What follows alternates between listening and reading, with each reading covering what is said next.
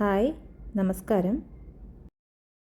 ഇന്ന് നമുക്ക് ഒരു ചീരത്തോരൻ എങ്ങനെ റെഡിയാക്കാമെന്ന് നോക്കാം. അതിനായിട്ട് ഞാനിവിടെ പച്ചച്ചീരയാണ് എടുത്തിരിക്കുന്നത്.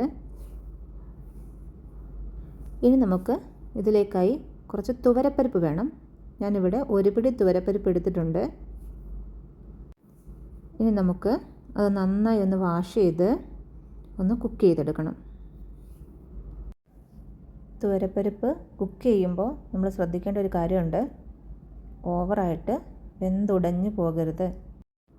ഇനി നമുക്ക് ചീര നന്നായി വാഷ് ചെയ്തിട്ട് ചെറുതായിട്ട് അരിഞ്ഞെടുക്കാം. ചീര ഞാനിവിടെ അരിഞ്ഞെടുത്തിട്ടുണ്ട്. ഇത് അപ്പോഴേക്കും നമ്മുടെ തുവരപ്പരിപ്പ് ഇവിടെ നല്ല വെന്ത് കറക്റ്റിന് കിട്ടിയിട്ടുണ്ട് കേട്ടോ.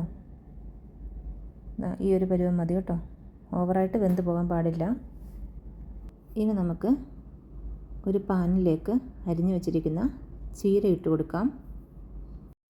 ലോ ഫ്ലെയിമിലിടാൻ ശ്രദ്ധിക്കണം. ഇനി നമുക്ക് ഈ ചീരയിലെ വെള്ളമൊക്കെ ഒന്ന് വറ്റിച്ചെടുക്കണം. ചീരയിലെ കംപ്ലീറ്റ് വെള്ളം വറ്റി വന്നിട്ടുണ്ട്. ഇനി നമുക്ക് കുറച്ച് ഓയിൽ തൂവി കൊടുക്കാം മുകളിൽ. ഇനി ഇതിലൊക്കെ ആയിട്ട് കുറച്ച് തേങ്ങ വേണം, മഞ്ഞൾപ്പൊടി, വെളുത്തുള്ളി, വറ്റൽമുളക് ഇവ ഒന്ന് ചതച്ചെടുക്കണം. ഇപ്പോൾ ചീര നമുക്ക് കുക്കായി കിട്ടിയിട്ടുണ്ട്. ഇനി നമുക്ക് ഈ തേങ്ങ ആഡ് ചെയ്ത് കൊടുക്കാം. നന്നായി ഒന്ന് ഇളക്കി മിക്സ് ചെയ്ത് കൊടുക്കാം. നമ്മൾ ഇതുവരെ ഉപ്പ് ആഡ് ചെയ്തിട്ടില്ലായിരുന്നു. കുറച്ച് ഉപ്പ് ആഡ് ചെയ്ത് കൊടുക്കാം. ഇനി നമുക്ക് വേവിച്ച് വെച്ചിരിക്കുന്ന തുവരപ്പരിപ്പ് ആഡ് ചെയ്ത് കൊടുക്കാം.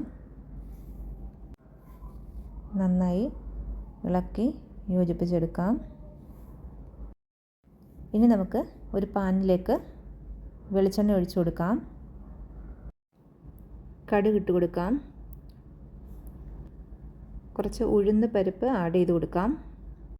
ഇനി നമുക്ക് കുറച്ച് വറ്റൽമുളക് കൂടി ആഡ് ചെയ്തിട്ട് നന്നായിട്ട് ഫ്രൈ ചെയ്തെടുക്കാം. നല്ല ബ്രൗൺ നിറമാകുന്ന വരെ ഫ്രൈ ചെയ്യണം.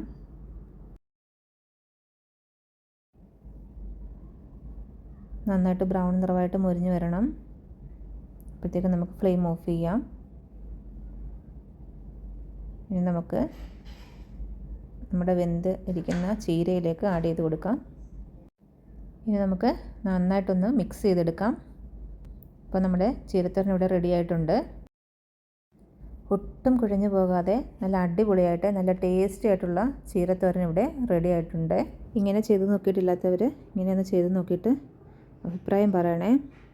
Thanks for watching.